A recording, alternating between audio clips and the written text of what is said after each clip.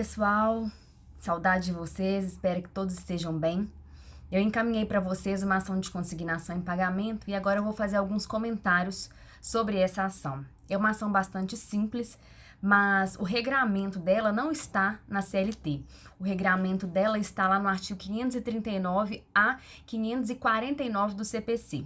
E por que nós vamos usar o CPC? Porque o artigo 769 da CLT diz que toda vez que a CLT for omissa, que eu posso utilizar a legislação processual comum no seu lugar, né? Não sendo incompatível, e não há incompatibilidade. Então, você vai citar como fundamento legal os artigos 539 e seguintes. Eu sugiro que você faça uma leitura desses artigos, porque é muito importante. Eu vou te explicar, sob o ponto de vista trabalhista, o que significa essa ação.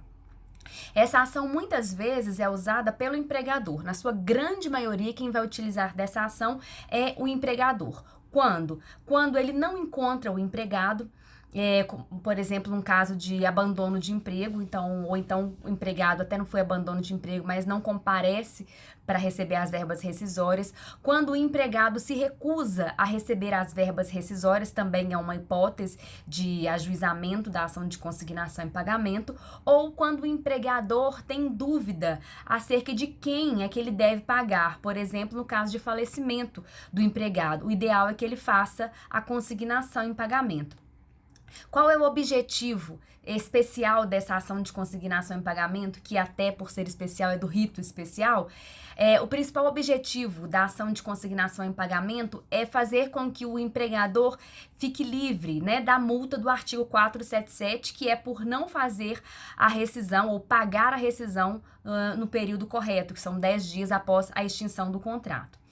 Essa ação de consignação em pagamento, além de valores, podem ser consignadas coisas como carteira de trabalho e qualquer outro documento ou mesmo algum bem que o empregado tenha deixado na empresa, telefone, notebook, enfim, alguma coisa nesse sentido. Inclusive, isso já foi cobrado em provas da OAB. O que é importante a gente analisar nessa tipo de ação? A primeira coisa é que você vai ter aí uma situação diferente. Normalmente na ação trabalhista, a gente está sempre acostumado que o empregado é que move a ação. Aqui quem move a ação é a empresa, a empregadora, né? Então é importante lembrar disso. O nome das partes, consignante e consignatário, é importante também colocar dessa forma. E aí, depois que você faz a qualificação normal, como nós fizemos na inicial trabalhista, você vai dizer que essa ação é pelo rito especial, ação de consignação em pagamento, vai fazer os fundamentos lá com o CPC, dizendo que o 769 te autoriza a fazer isso.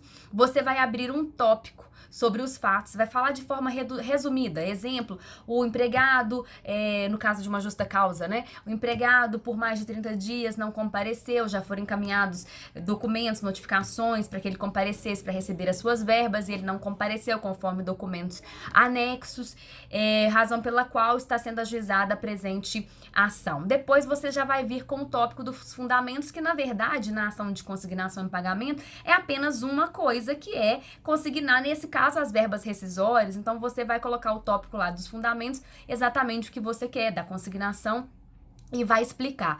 Como é que fica fácil? Você vai falar de forma bem resumida mesmo agora, os fatos, o direito, por que você está fazendo aquela ação de consignação em pagamento, que vai fundamentar lá no CPC, e o pedido. Porque lá esse pedido, como eu ensinei para vocês na petição inicial, a gente vai fazendo sempre um resuminho. E posteriormente, os pedidos e requerimentos. O que você tem que pedir sempre? Não pode esquecer. Olha, na prática trabalhista, e foi até assim que eu mandei o modelo para vocês, é necessário que você já possa fazer, inclusive, o depósito e pedir a juntada da guia. Mas eu gostaria que você analisasse e lesse o CPC, porque se você estiver fazendo uma prova de OAB, é necessário que você cite o artigo 542, que fala que você está fazendo aquela ação, que você pede para o juiz o deferimento, para que em 5 dias você faça o depósito e junte a guia, tá? Então, é só analisar isso. Na prática, não é necessário, porque é simplesmente para liberar o empregador do pagamento das verbas rescisórias, que está lá na multa do 477. Então, você vai pedir o prazo segundo o CPC, né, preparando, por exemplo, uma prova de OAB de 5 dias para que ele defira a consignação e dê prazo para você juntar a guia. Você vai pedir a notificação do consignatário para receber a guia. ou oferecer contestação, porque ele também só recebendo a guia ele se dá, né, dá por legitimado e não vai buscar nada. Isso é o que está no CPC.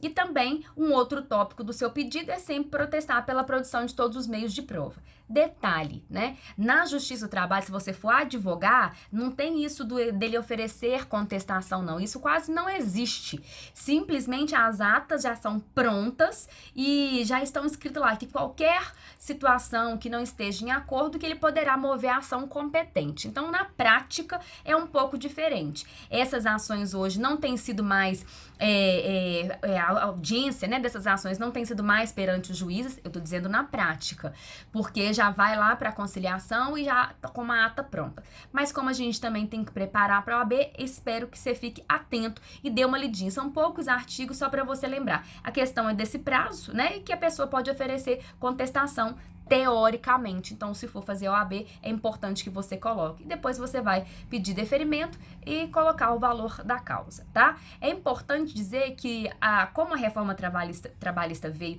e colocou os pedidos, é importante que você elenque os pedidos. Se for para a prova de OAB, não precisa colocar o valor em dinheiro, mas é importante que, se for, por exemplo, uma rescisão, que você coloque saldo de salário de quantos dias, quantos dozeavos de férias, quantos dozeavos de 13º, tá? É importante, 40% de FGTS, o valor monetário você não precisa colocar, ok? Espero que eu tenha tirado algumas dúvidas e se vocês ainda tiverem dúvidas, mandem para mim que a gente tenta esclarecer. Daqui a pouco eu mando outra petição para vocês. Um abraço.